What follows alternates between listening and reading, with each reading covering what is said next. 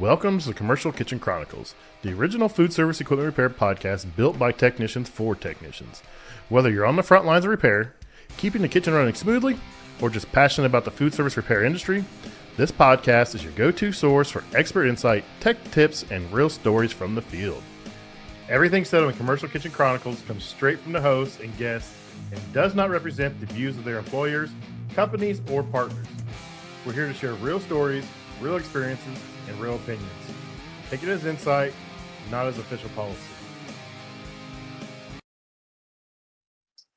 What is up, everybody? Welcome back to another episode of Commercial Kitchen Chronicles. I am back home in my office, trying to get used to this layout again. It's been a long few weeks. Been traveling, been teaching, took some personal time. I went turkey hunting. I got skunked, but I had a blast. I got a new addiction from that, unfortunately. But first, a word from our sponsors, Viper. You probably heard about Nylog Blue, but don't sleep on Nylog White. It's non-hardening, non-drying sealant for threaded connections, gaskets, and O-rings. It's used as an advanced blend of silicones and Teflon and is NSF registered, so that's great for the kitchens, making it ideal for potable water, ice machines, food packaging areas, and it's also non-corrosive, non-toxic, and here's a bonus. It even washes off your clothes way easier than traditional pipe dough. If you're working with air, water, gas, or glycol systems, grab some Nylog White. So what is going on, Mr. Clay? You saved my butt today. I had I'm not naming names. I understand how it is. Sometimes you forget you're on call and you don't want to commit to something you can't do. So I fully accept that. I fully understand. I'm a technician. I've been doing this 20 years. That on-call life, sometimes you can prepare for the worst and never get a single call. And sometimes you think it's going to be a breeze and you're out every single night. You know how that is, right? Absolutely. Absolutely, Pat. And I appreciate you for having me on. I'm glad I could step in and get it filled. Yeah, I tell everybody I'm the worst host of a podcast. I'm terrible about booking guests. And when I book somebody and it falls apart, I'm like, oh, man, it makes me feel even worse. So I really appreciate you coming on. You actually worked with or for a former guest. Ben was on a while back with Sefesa when they were talking about the Young Professional Symposium. They have a Young Professional Committee is geared towards individuals that are 40 years and under. A lot of great people on there. A lot of great talent came on there. I still claim ageism because I'm not allowed in there. I found out about it when I was 39, and I just love giving them heck about it. Sefesa is a great organization. And the young professionals do a ton of great work, in the industry, out of the industry. They help people out. They do a lot of cool stuff. So I was excited to have Ben on. You reached out, said you wanted to come on. So let's talk about your story, because you follow the same path as a lot of other people I know. You came from factory work. You had zero experience in this. What made you take a leap into this trade, man? So honestly, I mean, it was luck for me. I'm working at a factory for $14 an hour, and I'm just looking for something bigger. I mean, the town that I'm from is really small. You either work the factory or you work at a gas station. There's not really too many options. So I seen it on LinkedIn or on Indeed. I applied. Ben reached out to me.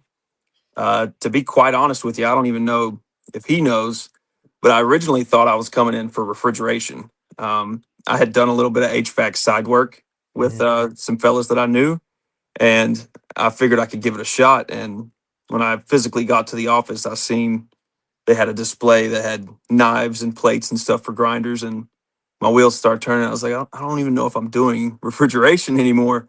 But I came in, barely knew how to use a meter. Quickly learned that that's like the tool that you need. Without your meter, you're nothing. And the guy who trained me was one of the guys we were talking about earlier. You know what I'm saying, Pat? He was that guy, and he trained me for, I would say, like 3 months, and then he let me go. And from there, it was calling tech support, calling Ben. You know how it goes. Yeah. And you've only been in this about 5 years, right? Yeah.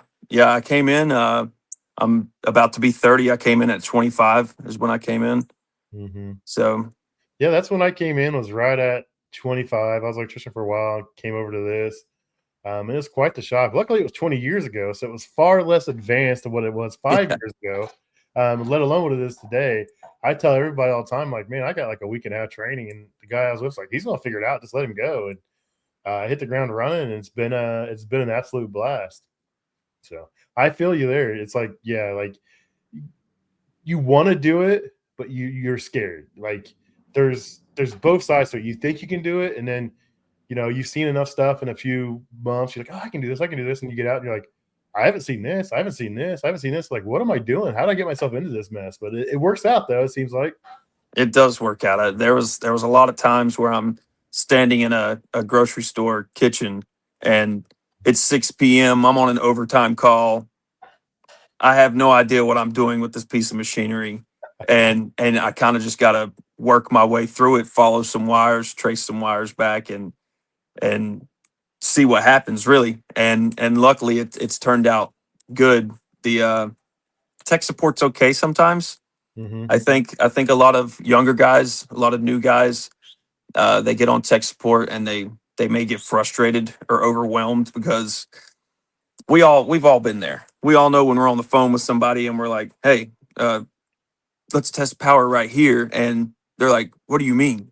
And you're like, "Right here," and they're like, "What do you mean?" It can be overwhelming for both sides, Oh yeah. and that's a big challenge I see with a lot of the younger guys trying to get some technical support.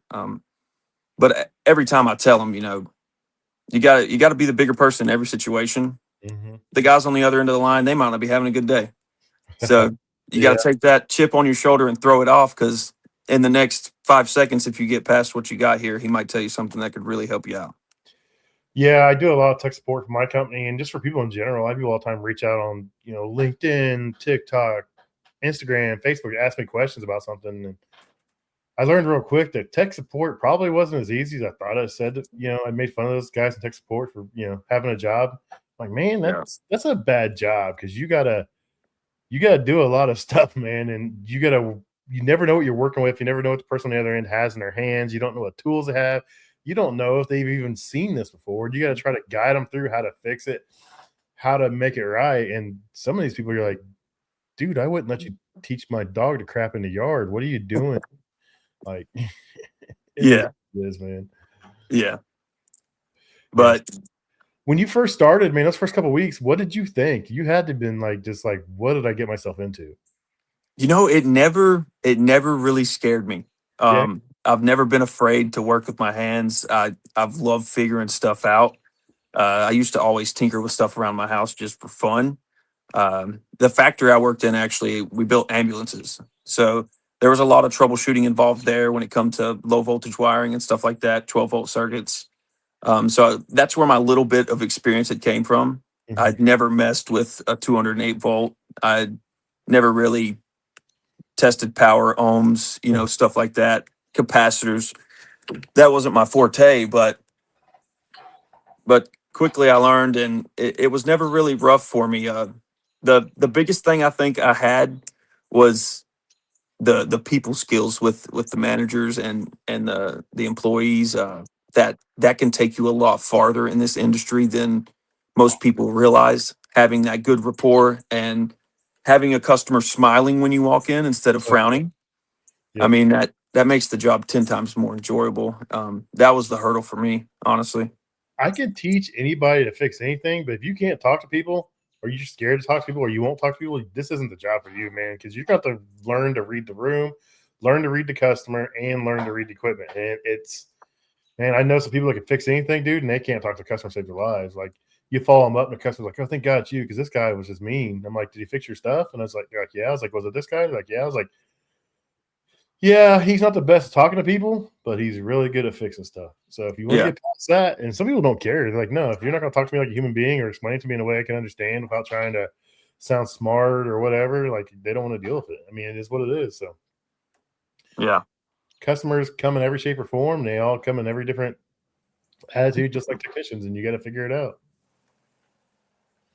Yeah, that was the biggest hurdle for me. And now, I mean, I have customers that have my personal cell phone number, and a lot of new technicians, I tell them, that's your key right there, because you're gonna mess up.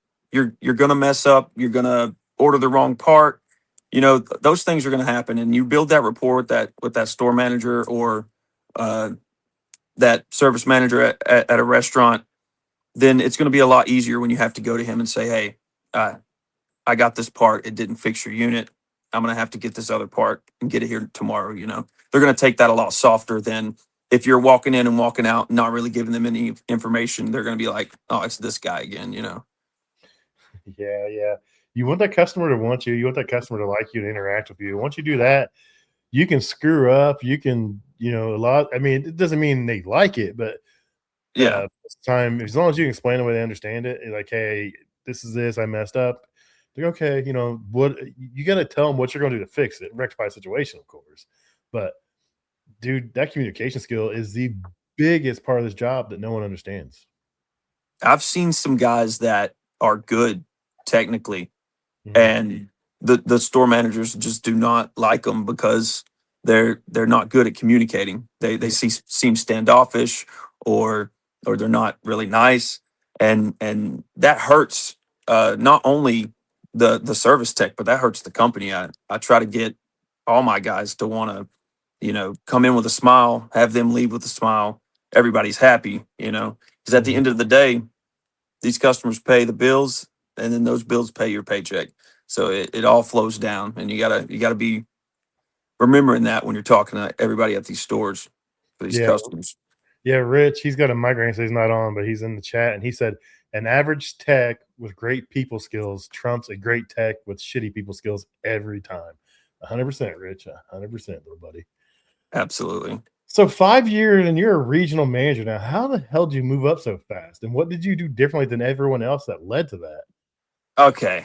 So once again, I have to shout out Ben Neal. He has been awesome. I mean, he's really helped me. He's molded my communication skills, like I talked about. He's really mentored me in that department, and that really helps with me climbing the ladder. Started out, say I worked here for about 3 years. Is when I moved up to a field supervisor, and really, man, Ben told me something when I started, and he was like, if you want to climb the ranks here, don't ever say no. And I kind of took that to heart. And it was like every Mhm. time they called and needed something installed in Charleston, boom, I'm there next day. No problem. You need something up in Richmond. Okay, that's fine with me. I don't care to travel. I didn't care to work 12, 14, 16 hours sometimes in a day. And I never said no. And I was always there for the company, and and I made good rapport with my customers, so they were giving good feedback, and I got rewarded for that.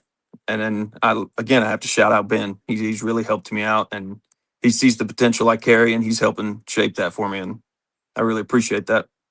That's what I tell my young guys. Like, people, they ask me, how do you get to where you're at? How do you get to where you're at? And I tell them, like, don't say no. Like, if they get a night job and you don't have nothing to do or you can do it, yeah, I'm there. When do you want me there? I'll be there. Like, someone's sick and can't do their own call. Hey, I got it, man. I'll take care of it. Like, like, hey, I got this crappy job. I know it's gonna suck, but no one else wants to do it. You mind doing it? Yeah, yeah, sure.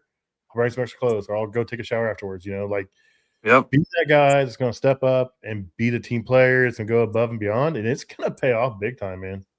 Yeah, in this industry as well, that sometimes it calls for it. Mm, I'll say one of our customers is real big on installing after the establishment's closed or before it opens. So, mhm, we've got to be there before 7 a.m. and we got to be done before 7 a.m. or we've got to start after 10 p.m. mhm. And there was a lot of times where I didn't get to come home. I was staying in a hotel. There was weeks that I stayed in hotels. And, you know, I have a wife. I don't have any children, but my wife's very understanding of that stuff. Mhm. She knows what I'm out here chasing, and she also supports me. So I have to thank her too. I can't leave her out. Yeah, yeah. Um, I understand that completely, man. You got to have someone be home that supports you and understands what you're trying to do and build, and it'll work out. Absolutely. Absolutely. That's a So great point. now, Shout out to the Mrs. Hartzog. So, I was recently just appointed for the supervision for Virginia and North Carolina. Um, it's come with its challenges with this new system that we've got. We just moved to a new system for everything we do, basically. So that's been a challenge. We've had a lot of new employees. That's been a challenge. It's a three-letter name for software or what? Yes, it is. Yeah, so I feel your pain. I won't throw no shade at him because I try to stay positive. I don't want to get in trouble, but I feel your pain. Some days are better than others. Yeah, yeah. We'll, Uh, we'll have to we'll have to sidebar on that one day for sure. yeah, that's funny. So sweet. So I mean, you're regional now. What does that entail? Like, are you just running regions? Are you running a branch? Are you still tech? I mean, what all does that entail? So yeah, I'm not. They're not putting me at regional manager because that would qualify me being in the office, getting a salary pay. They're qualifying me as a regional supervisor because I am covering 2 states, Okay. um, and it entails a lot of on the phone and a Mhm. lot of traveling. I'm kind of the when shit hits the fan, I'm the guy. I'm the guy we got to go to. Nice. Um, if it's a 6, 7 o'clock severity one on a call, then I'm that guy 90% of the time. And I don't mind being that guy. I love being that guy. Once again, it's if you need me, I'm there. And that's my attitude. And that's going to be my attitude until maybe one day I can be CEO or something. I don't know. Yeah, I still have that attitude, man. It's fun. I like a challenge, and some days I say yes, and then when I get there, I'm like, why did I say this? Like, yeah, and we always do the same thing. I'm like, what? Why did I agree to this? Like, I don't want to do this, but it needed to get done, and that's just what I do. So it's cool. So when you were a full time tech, was there a moment where things just kind of clicked for you, and you understood what you were doing, and it was just okay? This is what I want to do. It's crazy you say that.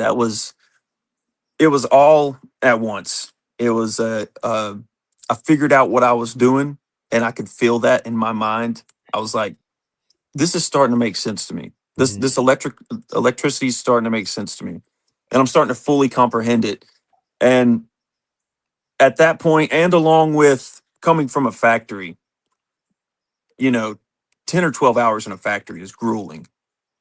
Still is for people, but I getting in don't. a service truck and driving 2 hours to a job, doing that job, and then driving 2 hours to another job, you know, that's a lot different. And when I felt that, I almost said to myself, "There's no way they're paying me to do this."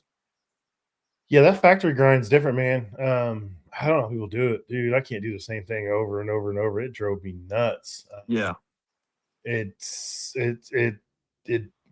rough. I enjoy doing what I'm doing. A lot of guys complain about the drive time, but I look at the drive time like this. Like, I get paid I'll listen to podcasts, I'll listen to audiobooks, I'll have some educational stuff playing in the background. Like, use that time to either chill or learn. And it's amazing what you can do.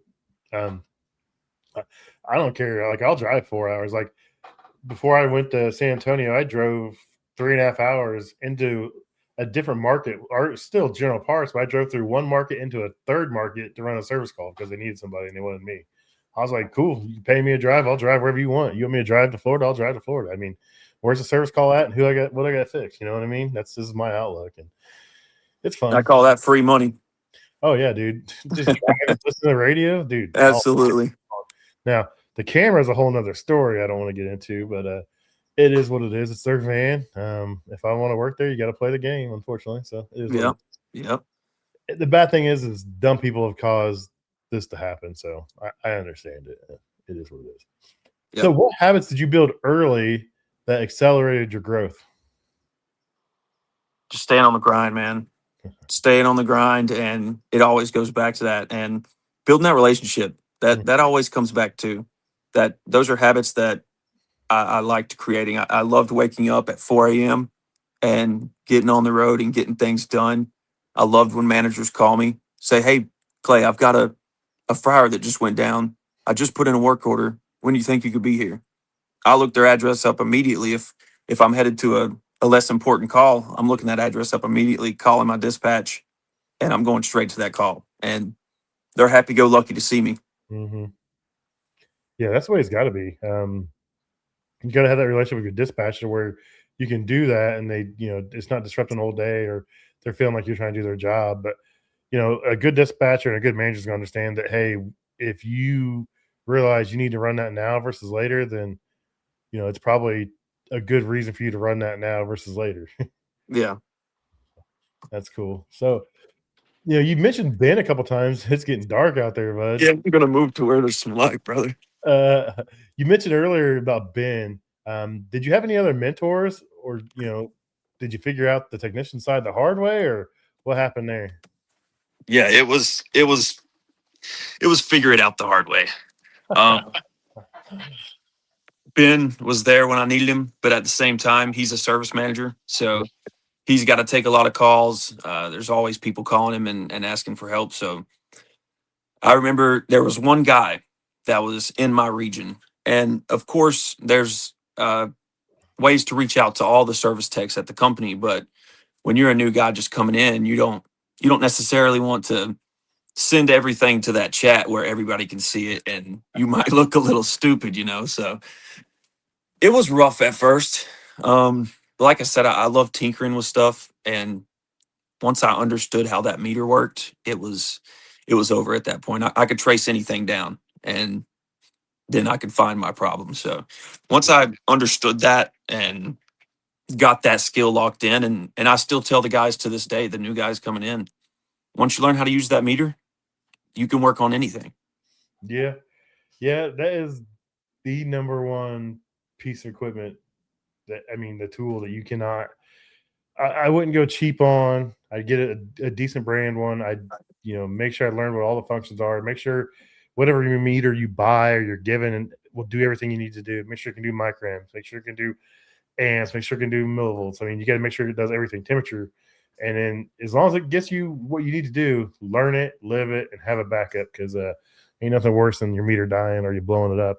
Nowadays, man, you can have your meter on ohms and run across voltage. It's not going to blow it up. When I first started, if you hooked your meter up, if you had it on ohms and you ran voltage through it, that thing was toast. It was. Really? Oh yeah, it was going to go buy a new meter, or it had fuse in it and you blew the fuse, one of the two. But yeah. That is actually news to me. I've never heard of that. Oh yeah, man, the old flukes, dude. If you had them on ohms, you put voltage to them, you either blow the fuse or blow them up, one of the two. That is crazy. Yeah, so I may have cost myself a few meters back in the day when I first started out. Thankfully, they weren't mine, so I got lucky there. So, what separates a tech that stays average versus one that becomes a leader like you? Attitude, man. Absolutely attitude. Like the guy that dropped in, I forget his name, that commented on it. It's if you have a guy that's constantly complaining, a guy with a bad attitude, he's like, "Oh my gosh, I got to go do this," or "Oh my gosh, they want me to do that." That not only looks bad to other people in the field, but that looks bad to your upper management. And they're not sitting there thinking, I want to bring this guy up into upper management Mhm. who's always got something bad to say. That is the number one thing I think that can redirect you is when you get turned around at 4 p.m. by dispatch on an overtime call, you don't start being pissy with everybody. You Mhm. know, like you signed up for the job. You know this happens sometimes. If you take that with a grain of salt and say, yes, sir, yes, ma'am, and go and get the job done, then you're going to be in one of the top spots they look at when they're looking to move somebody up.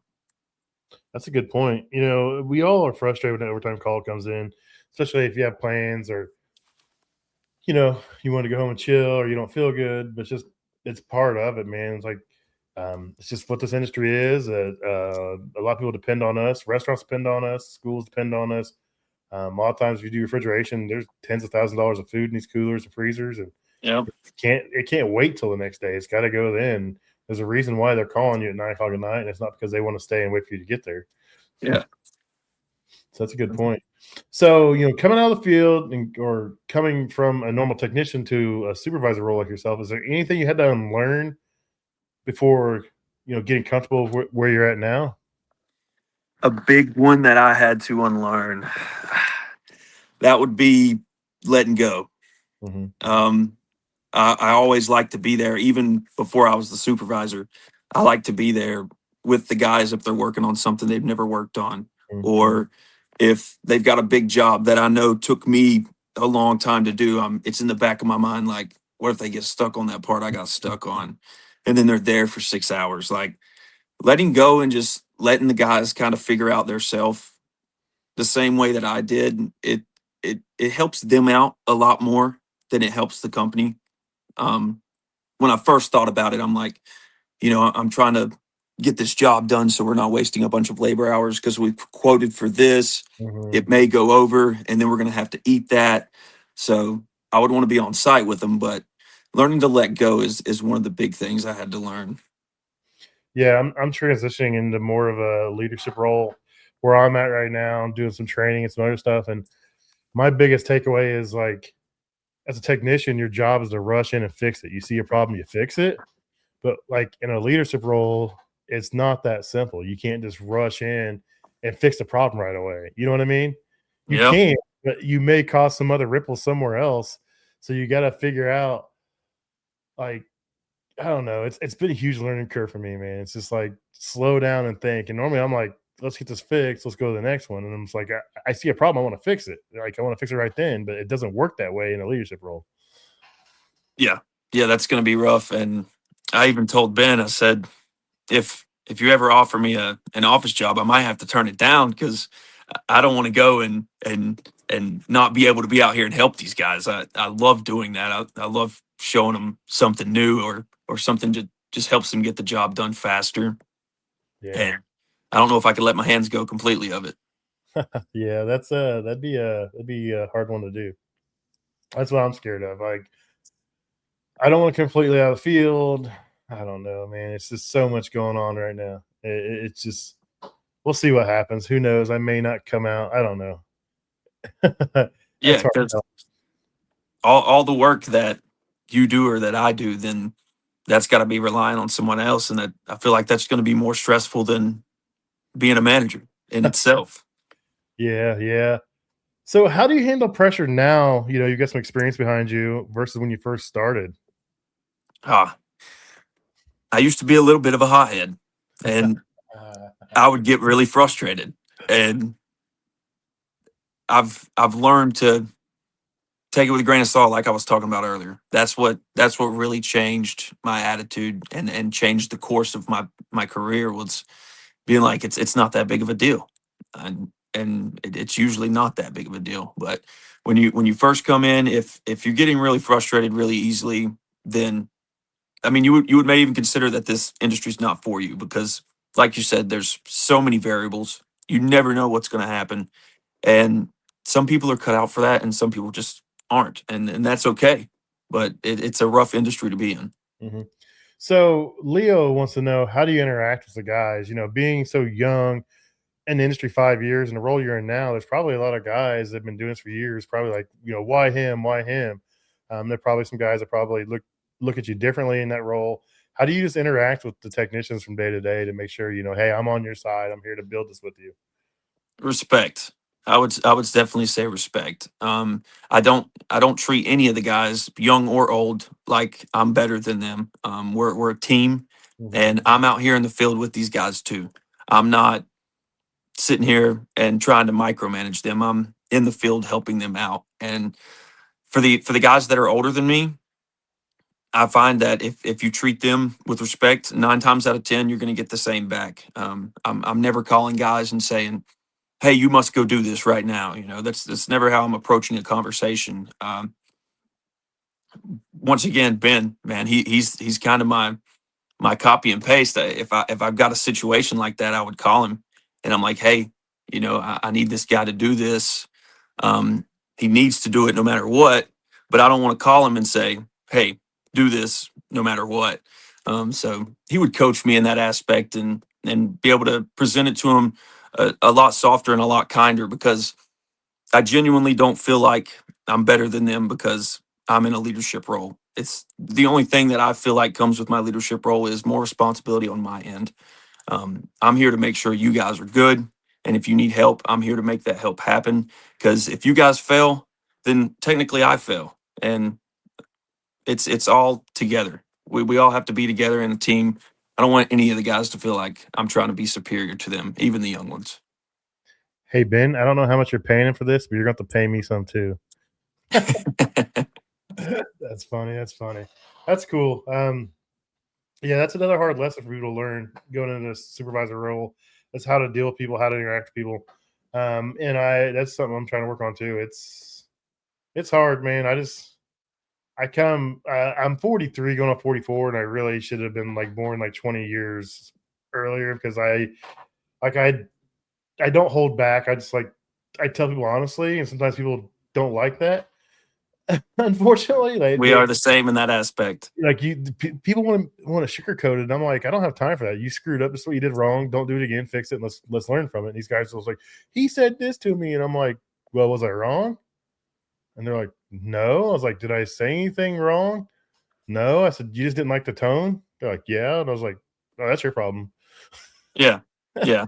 But yeah, I mean, another thing Ben always tells me, you can't let somebody else's attitude Mm-hmm. dictate your attitude. I mean, some guys are just not chippy and happy go lucky like some people. Some guys are just don't have a good attitude, and they're not bad people. But they just don't have that type of attitude, and you can't let that put the barrier between you and them in the relationship. It's just let them be who they're going to be, know how to approach them individually, and take it from there. So, are you involved with like developing junior technicians or younger technicians, or is that part of your role? Um, it's not drawn out to be a part of my role. I do have quite a few young guys in North Carolina. Um, let's see, we've got Kyle, he's 22, Lucas 22, James is 20, Ray is 29, and Josh is 29, I believe. So all these guys are pretty young here in North Carolina where I live. Mm-hmm. And I've kind of taken them all under a wing and shown them the ropes. And it's been good and it's been bad. Mm-hmm. You have the mix, but I enjoy showing the guys in ways that Ben showed me. I enjoy passing down the knowledge because all these guys come in and they work great, Mm-hmm. and really all they need help on and every time is just the customers. And with the young guys, a lot of them don't have that confidence that say you or me would have walking into a store and you're like, hey, I'm here to fix this is what I'm doing, grabbing my tools, zip zip, get it done.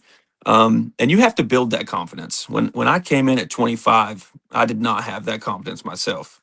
It's Hey, awkward walking into a store. there's days I don't have that confidence still.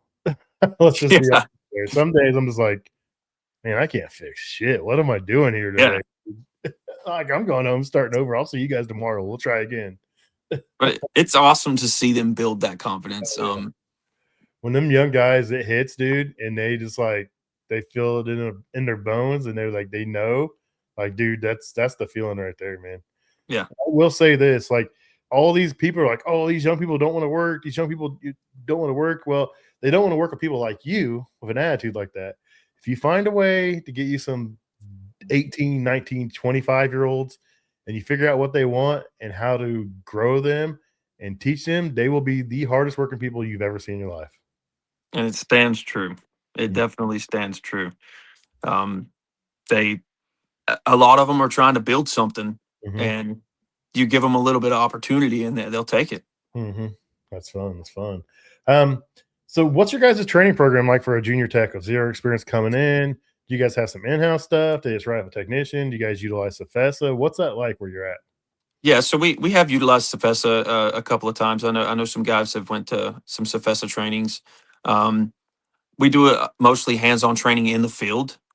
So yeah, you'll ride around with a technician for really, it depends on your skill level. If you come in and you kind of know what you're doing, then we'll kind of introduce you to most of the equipment that we work on, Mhm. and then in a couple of weeks you'll take off from there.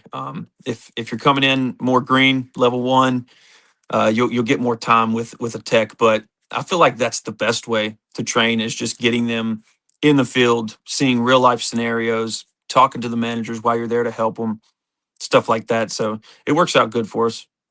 Nice, nice. So is there anything that frustrates you about how techs approach their careers today? Is like something like, why are you doing this to yourself? Like, anything that if you were to talk to someone, I guess that was struggling and maybe you could, help change what they were going through, anything you could tell them or something's like, hey, I wouldn't do this, or maybe it just, a little piece of advice for them. Let me think about that for just a second. I know a lot of guys get in their own heads, man. Like, I'm guilty of that sometimes too. But I see the younger guys, like, especially guys that have a little bit of they can get it for a little bit, and all of a sudden maybe they get a little ahead of themselves, and they think it's just they fall in that rut if it's the same thing on every call. And I like to tell guys, hey, you may get lucky a couple times with that, and it does seem like in our industry, like you do a lot of the same thing for a lot of days in a row, and then all of a sudden it's like something else. So I just tell the guys not to get in a rut. Don't think it's just because this doesn't work doesn't mean it's always going to be that problem.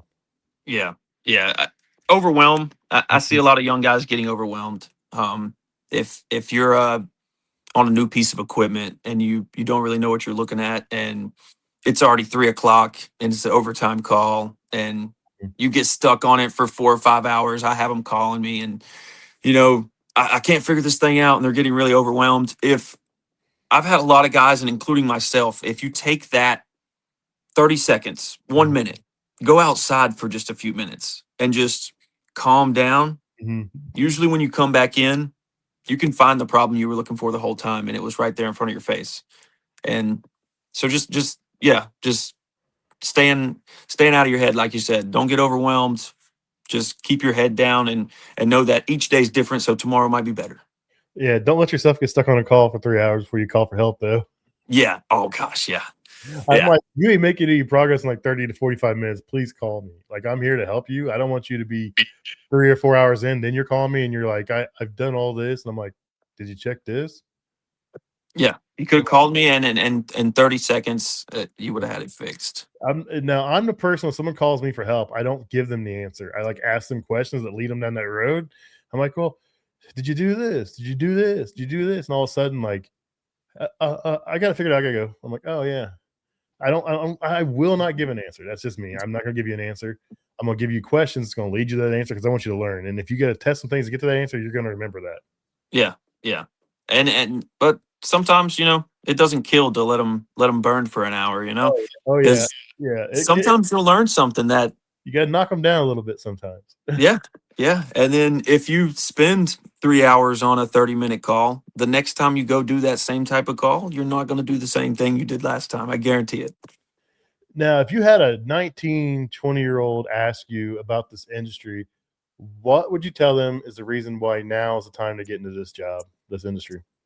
I mean, this is going to be huge. The Mhm. the food industry is going to be huge. That's what I can tell them. I mean, a lot of the working people that are now manually dropping these baskets and doing all that, those people are going away. I mean, it's inevitable with the AI coming. There's going to be a lot of restaurants and stuff that are switching completely to automated equipment. And when you have that, the only people that's really going to be working inside the establishments are going to be two guys in there fixing the robot arms that are dropping the fries. So the industry is not going away. It's There's very good potential to get high paying jobs in this industry. So, and it's something you don't really have to go to school for, you know? No, that's what's brought in a lot of our younger guys is like the money they can see. They can start off at and we start off pretty decent pay training, and we invest in guys for 6 months to a year. We take time to make sure they feel comfortable doing what they're doing. We work on such a variety of things. It's really hard to see everything we can work on. And but the money my son's making now, like 4.5, 5 years in, I was like, dude, it took me like 15 plus years to get to that, dude. I was like, this is insane. Like, this is crazy. The money these kids can make. He's 23. He's married, got a kid on the way. He owns a house. He's got a brand new Bronco. I'm Yeah, that's awesome. like, what in the world's going on here? And then I see his bank account. I'm like, how do you get more money in the bank than I do? This is dumb. So we could spin off of that just for a second. The rate, the going rate now for a starting technician, and I've seen it cause a little bit of problems. I've seen it cause a little bit of back and forth, because we're starting new technicians out at rates that guys are making, because they started out at maybe $12 an hour, and Mhm. now they're up to 24. But new guys are making 22. So it's a little rough in that area right now. But it's just the way the times is. Nobody's working for much less, especially in a technician position. Did I tell guys? I'm like, if you want to make more money, be that yes man. Go learn something on your own. Go fight for training. Go step up. Do it. It's on you. If you're stuck down there, that's on you, man. Yeah, if anybody listening is like, if they feel like they're a really good technician and they feel like they're doing all the good things, if you really want to take your career to the next level, start going to your manager. Say, hey, what can I do extra for you? I'm going to have these calls ran in about 6 or 7 hours. What can I do extra for you today? Or is there any trainings I could go to? Or could I go to a YPC meeting? Things Mhm. like that. I mean, that curiosity and that drive lets your manager know, hey, this guy wants to move up, and then he'll do what it takes. Yeah, yeah. We got a quick few questions. These are kind of fun. Breaks things up a little bit. So, very early in your career, what was one of the biggest mistakes you still remember to this day? Oh man, that's wiring the grinders backwards every time. I still do it sometimes, man, and don't even mean to. Oh, that's funny. That's funny. I tell a story about a brand new big 480 volt booster. I think it was like a 54 or something, and I broke off a broke off a temp probe in it, and I had to like drill it and tap it, and it was just the biggest headache I ever learned. And I had to go back on Saturday to school. Luckily, it was under construction. They let me in. It was just a nightmare, dude. And I felt so bad, so dumb. I'll never do that again. I was like, I tell anybody every time, like, dude, buy wrenches. Don't use channel locks. Don't use a crescent wrench on this thing. Buy a wrench. Don't do this. Like, ask me how I know, and I will tell you. Yeah, mine was a Friday 4:30 p.m. case where I had just replaced some plugs on a grinder. I was driving home, had been driving for about an hour and a half. Dispatch calls, 4 hour emergency call. I got to drive an hour and a half back, switch 2 wires, and then drive 2 hours back home. So I'll never wire a grinder backwards again. And if I do, I'm going to fix it while I'm on site this time. Yeah, you try to check the volts, see which way it's running. Yeah. Yeah. What's the best piece of advice you ever got from someone? Know when to quit. Know when to stop talking mainly. Yeah, Know stop. when to take the chip off your shoulder and just let it go. That is the huge piece of advice. Yeah, I heard that the other day. Someone's like, you know, you're going to get put in rooms with people that are important people. Like, you don't want to be heard unless they ask you a question. But if they ask you a question, you better be ready with an answer or a question for them. I'm Yep. like, they're like, just keep your mouth shut unless you're spoke to. That's the best thing you can do. I'm like, Yep. man, that's good because I am guilty of sticking my foot in my own mouth in front of some very important people. Yeah. Try to think before I speak now, but I mean, we all slip up still sometimes. What is one tool or habit every new tech should develop or get immediately? Let's see. Okay, this one's going to be a good one. It's a Klein. It's technically a set of channel locks, but Mhm. it has pipe wrench teeth. Oh yeah, you can spin around backwards the head. Yes, though that thing right there has saved me on multiple occasions. That is one tool that you should not leave out of your box. Obviously, your meter, Mhm. um, and what I call the red set, the Craftsman little red set. You can get it in metric or standard. I use that thing every day. My favorite thing I carry, and it's in my pocket. It's the weirdest thing. I don't have it right now, but because I empty my pockets. But it's a little Klein. It's like probably like 3 or 4 inches. It's got a it's got a finger hole in the back, and then one side's a 1/4 inch, the other side's a 5/16. It's reversible. It's a ratchet, and then you can stick like 1/4 inch fittings in there, and you put sockets and everything else on it. The thing lives in my pocket, dude, and it's so handy because I'll get up on a roof or something because I think I'm just going to turn disconnect on, and I'm like, oh, I got to pull the panel off, and like I don't have a nut driver on me. Oh, I got this in my pocket. I can back these out real quick. So just something I keep in my pocket. It saved me more times than not. So yeah, Yep. that's funny. 8 and 1s too. Yep. If you One had, screwdrivers, man. yeah, if you had to start over today, would you do anything differently, or would you just be the yes man, get it done, and let's get on to the next one? Yeah, I think I wouldn't do anything differently. I'm content with what's happened and where I'm going. Uh, like I said, I wish there was times where I would have kept my mouth shut and I wouldn't have been such a hothead. There's definitely those times. That's the only thing I would do different is just chill out a little bit. That's funny. Yeah, 100%. I probably wouldn't have quit my first job in industry like I did. I probably should have done that a little differently. Thinking back, um, Oh, you got to share with us now if you're going to talk. Come on now. so I wanted to do some more refrigeration, do some other stuff in my grow. I was 3 years in. The 3 year mark is you have the confidence, you know if you're going to do something. And I wanted to do refrigeration. I was told no. A company offered me like $6 more an hour, so they teach me for refrigeration. So I went to Grown for a week for training and came back on that Monday. I had my uniforms in the van, all my tools out, phone and credit card, and I drove it in the warehouse, threw my shit in the seat, and just walked out. Dang. And my new boss picked me up in the parking lot. And I get there and I'm like, so when do I learn refrigeration? And they're like, shit's in the truck, figure it out, dude. I'm like, oh, so yeah, I screwed up. I should have quit That that set way. in. Yeah, Yeah. I should have given the proper notice. I should have been a man about it. I pissed a lot of people off, a lot of friends, people I looked up to. And unfortunately, I'm friends with my boss at the time. He works for a different company now, and he's actually been on the show. So it's live and learn, man. I was young. I thought I was more than what I was, and I did some dumb shit. It's part of life, dude. Live and learn.